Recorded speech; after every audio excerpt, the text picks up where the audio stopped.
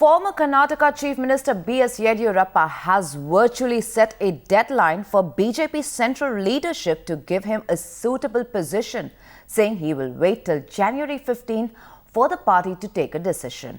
Yediyurappa's remarks come amid reports that he might float his own party.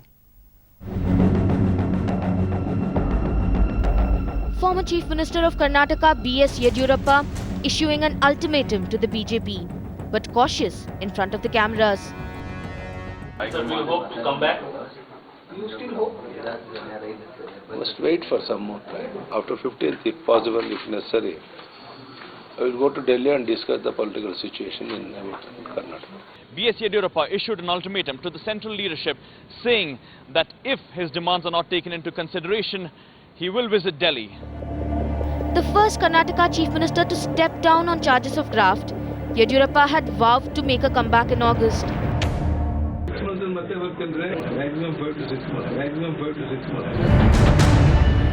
And now, sources say Yediyurappa has been lobbying with BJP's central leadership since his release from the Parappan Agrahara jail in December.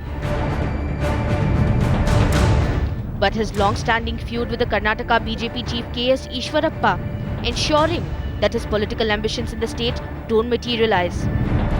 Yediyurappa's problems compounded with the BJP at the centre sticking to their stand that they will not back the corrupt.